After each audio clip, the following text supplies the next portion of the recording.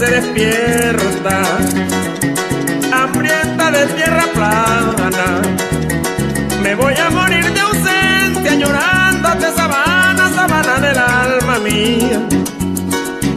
Soy el hijo que te ama, que al galope de mi verso con vientos de la alborada voy a cruzar los caminos que cuando niño cruzaba, chapaleteando descalzo el agua que se empozaba después de los aguaceros que el cielo azul nos mandaba.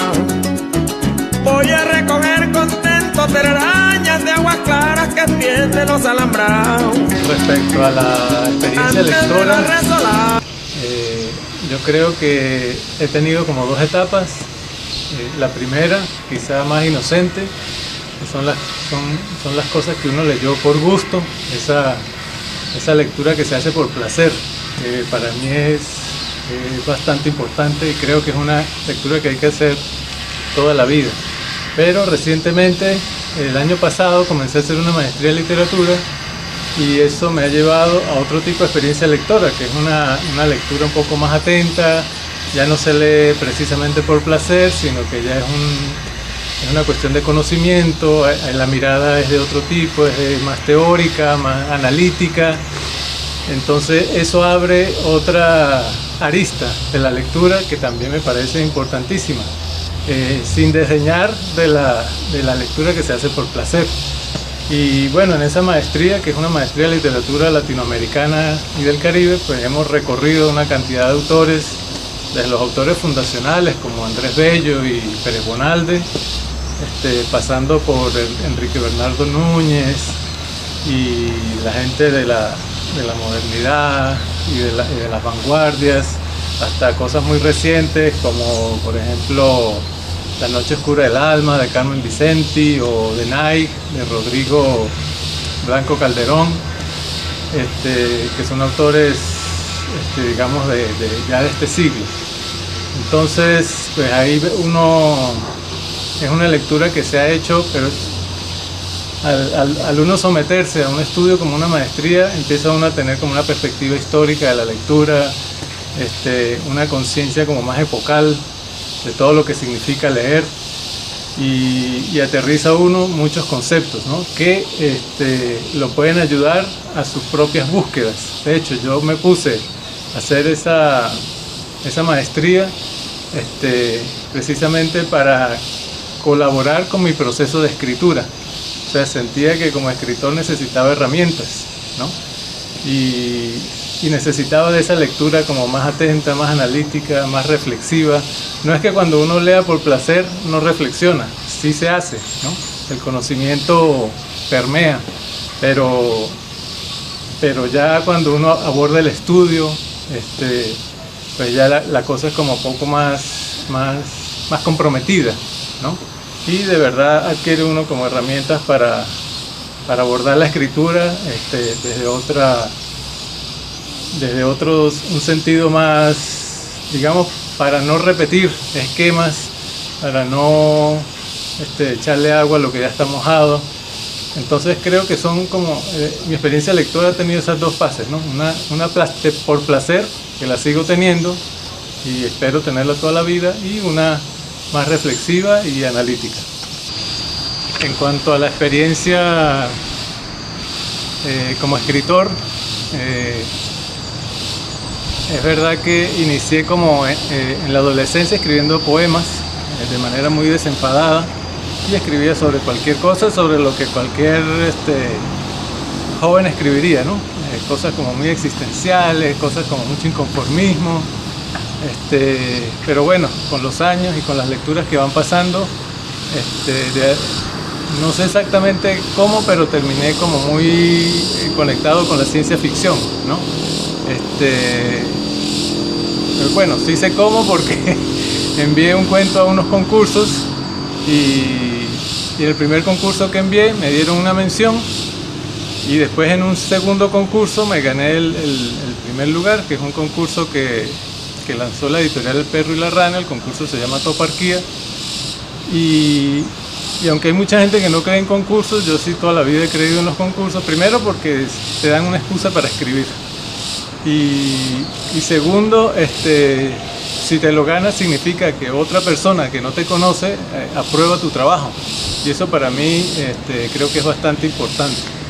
Entonces, como me empezó a ir bien con eso de la ciencia ficción y el tema me gustó bastante, pues últimamente lo que he hecho es dedicarme también a la ciencia ficción y he estado buscando herramientas en otras lecturas, ¿no? He estado revisando la ciencia ficción venezolana que se ha hecho desde principios del siglo pasado, escritores como Pepe Alemán y El regreso de Eva, o El primer viaje a la luna de Francisco Aniceto Lugo, y muchos otros autores que uno creería que en Venezuela no hay ciencia ficción, pero sí hay. Sí tenemos una historia que está siendo recuperada y como escritor siento la responsabilidad, ¿no?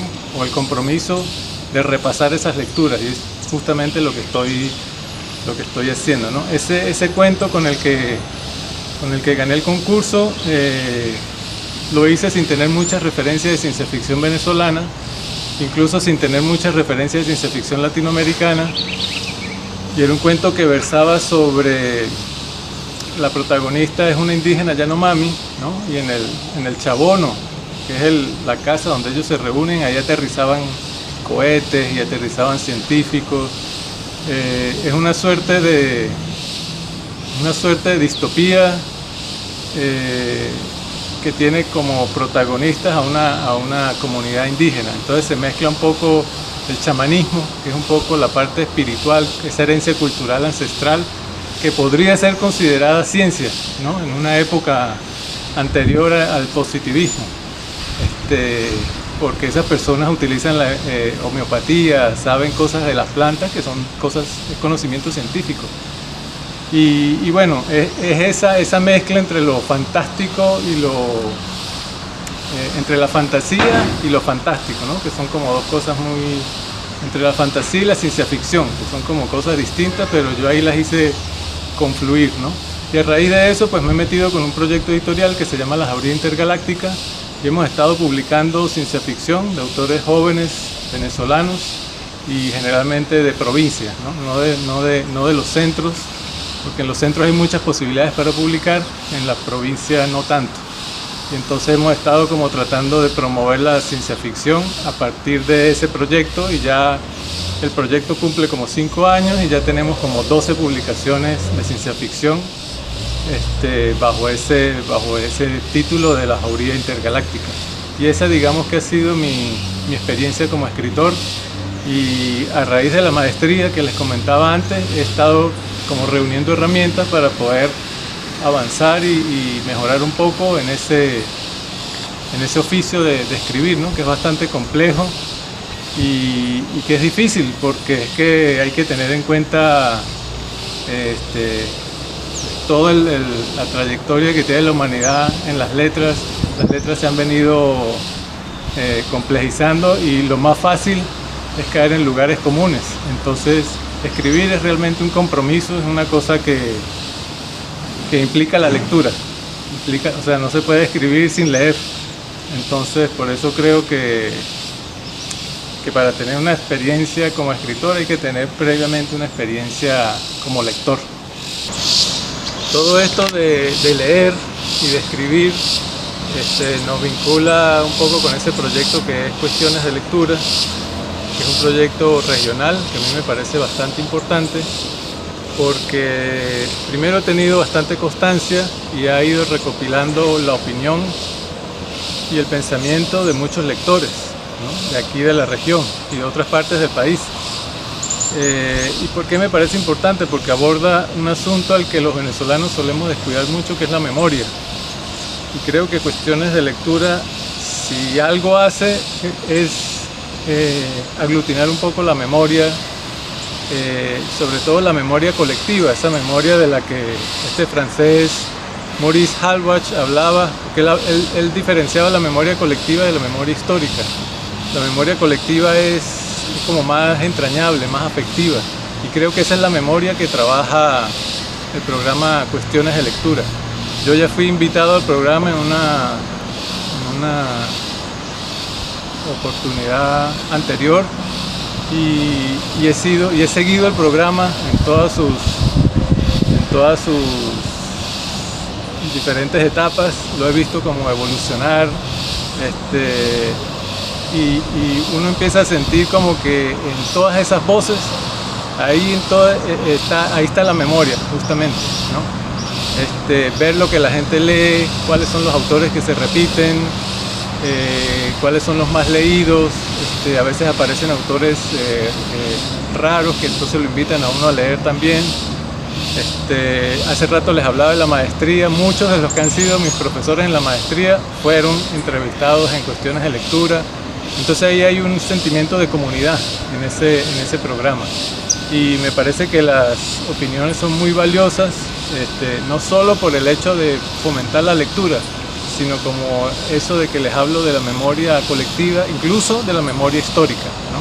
Porque muchas de las personas que han sido entrevistadas ya no están con nosotros, son personas que conocimos y que apreciamos, y que si queremos volver a encontrarnos con ellas, para eso está Cuestiones de Lectura, y funciona justamente como una memoria, porque eso es algo que es muy frágil en el ser humano y se rescata gracias a programas como eso, como Cuestiones de Lectura. Ahí es donde yo veo la importancia de ese tipo de registros, ¿no?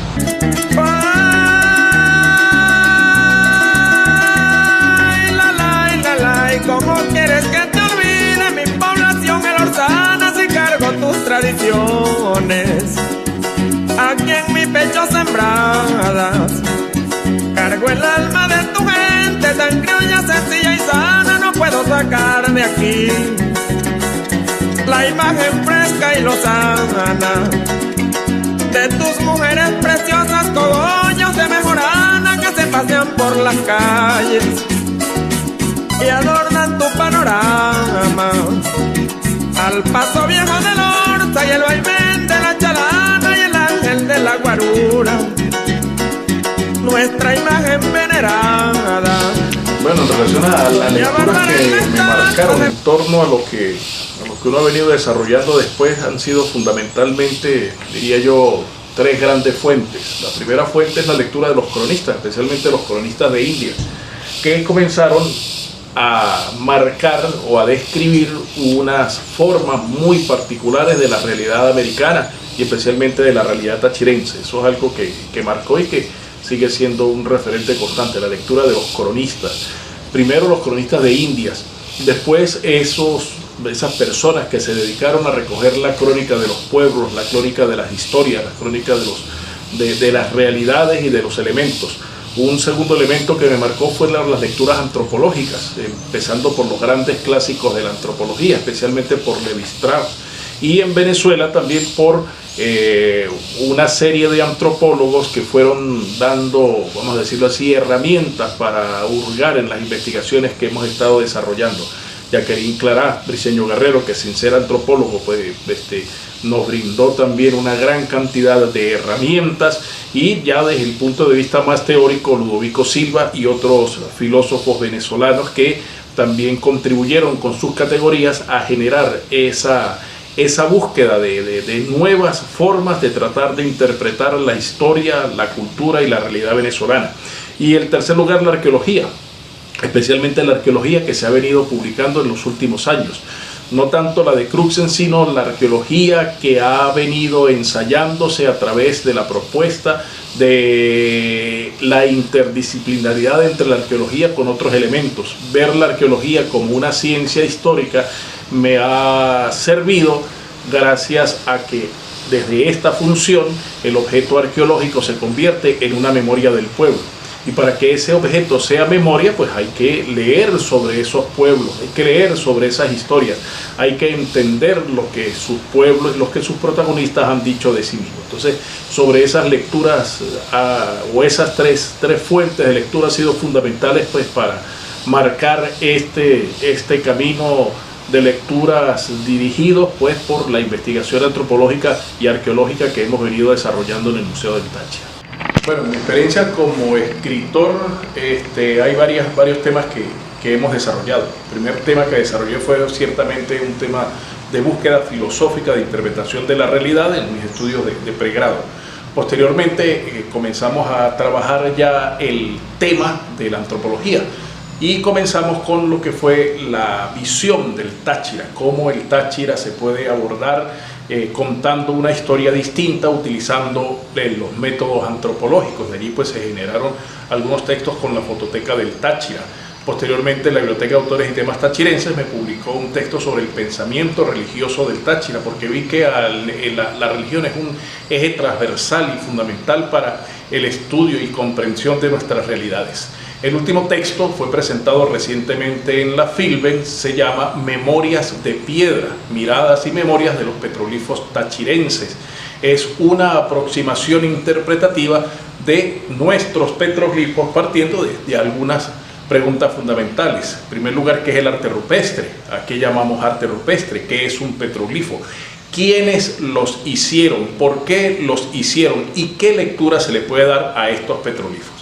Este texto pues tiene algunos elementos teóricos y algunos elementos prácticos. Desde el elemento teórico parto fundamentalmente de una lectura, vamos a llamarla decolonial, de todo lo que fue el proceso de formación de los pueblos originarios del Táchira, de la cultura de estos pueblos y de cómo esta cultura de una u otra forma permeó la cultura actual del pueblo tachirense. Y esa historia tan particular pues nos permite tener ciertamente un atisbo de lo que pudo haber significado los petroglifos para los pueblos originarios. Sin embargo, para que ese atisbo, para que ese pequeño hilo se pueda hacer presente, hay que tener en consideración algunos elementos. El primero de ellos, el pensamiento occidental no alcanza para leer o para interpretar y conocer el pensamiento de los pueblos originarios. Por eso el proceso de quitarnos de la cabeza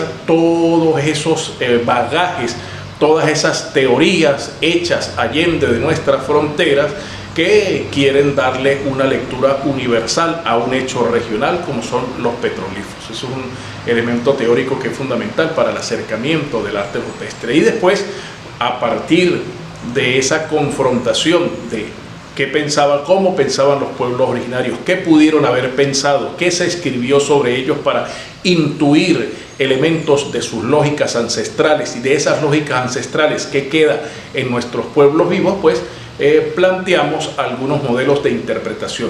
Hay un modelo de interpretación mítico, como desde las creencias, desde esas narrativas que esconden mitos muy antiguos, se puede tener un acercamiento, una aproximación a los petroglifos como libros de piedra, no necesariamente libros de lenguaje, sino medios de comunicación que precisamente hacen memoria de esas creencias religiosas, de esas creencias míticas que tenían los pueblos originarios y que permean la cultura tradicional tachirense. Una segunda forma de acercamiento es el acercamiento de tipo etnohistórico. Es comprobar que alrededor de ese petroglifo hay toda una historia de unas comunidades que de una u otra manera están relacionadas con la gran historia de los pueblos originarios que están allí. Hay una continuidad en esa historia, una historia realmente muy triste, una historia de despojo, una historia de sustitución cultural. Y eso nos permite entender cómo, a pesar de estas historias tan crueles, ha existido también procesos de resistencia, y dentro de los múltiples procesos de resistencia que aparecen en el texto quiero resaltar uno: procesos de resistencia en materia económica, especialmente en los modos de producción agrícola. Una de las hipótesis que manejo es que muchos de los petroglifos están asociados, de acuerdo a su utilidad en el terreno, de acuerdo a la expansión geográfica de los mismos, de acuerdo a algunas figuras muy particulares. Estos petroglifos parecen estar relacionados con modos de producción de los pueblos originarios. Hasta los momentos hemos detectado 3 grandes modos de producción en 3 espacios geográficos muy particulares, los que nos hablan de otra utilidad inédita del petroglifo, como un elemento coayudante de todos los procesos económicos productivos de supervivencia y de, vamos a llamarlo así, de producción económica que permitía a los pueblos originarios también tener un modelo económico de producción y de intercambio que fue muy exitoso, tanto así que muchos de ellos todavía persisten en comunidades tachirenses. Esos son elementos que quería plantear en este texto llamado Memorias de Piedra, unas miradas y memorias de los petrolíferos tachirenses. Y hay una de las cosas que más forman la personalidad de los seres humanos es el ejemplo. Si una persona crece viendo en su casa que su papá lee, que su mamá lee, crece en un sitio donde los libros son fundamentales, pues es una persona que va a ser un gran lector.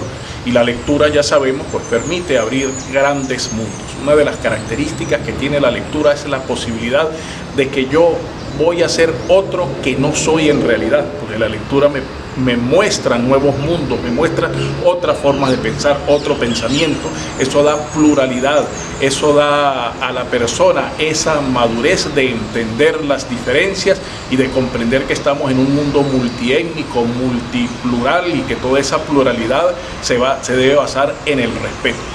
Yo creo que el trabajo que ha venido haciendo Porfirio desde este espacio tan importante como cuestiones de lectura nos permite ver distintos caminos para lograr esa comprensión de un mundo que tiene muchos mundos. Cada uno de los que han pasado por acá tiene una historia muy particular, tiene unas lecturas y una interpretación del mundo, ha querido construir mundos también desde sus escrituras, y esa multiplicidad, esa universalidad se da gracias a la lectura. Entonces este espacio nos permite entender que es la lectura la que nos da la madurez de entender que vivimos en un mundo que tiene muchos mundos, un mundo multiétnico, un mundo pluricultural, un mundo lleno de tantas realidades, todas ellas muy importantes y todas ellas dignas de ser respetadas y conocidas. Y eso se logra gracias a la lectura. Sardo a la sabana, llano de Pedro Guerrero y José Natalio Estrada, que en la Trinidad de Arauca dejó su gloria y su fama, y en el Cristo de la Mata su fe se quedó plasmada. Esta es la misma llanura de la gente que bregaba, de Calucho Calzadilla, sereno cuando mandaba, igual que Chicho Guerrero en la vieja Matepalma. Sigo por esta llanura, cruzando estero y cañada, con rumbo leche mielero, donde tranquilo habitaba, humilde con mi familia, pero nada nos faltaba, porque ahí repartían la olla cuando el vecino mataba. Vuelvo el Orza con recuerdos de gente muy apreciada, del caporal Ángel Pinto, cuando el ganado se viajaba, mi primo Isidoro Archila, maquiano pa' una posada, con Vicente Don Morales y Ruscano el que peleaba. Lo que sí defiendo yo, eso sí a capa y espada, son esos bailes con arpa, donde se contrapunteaba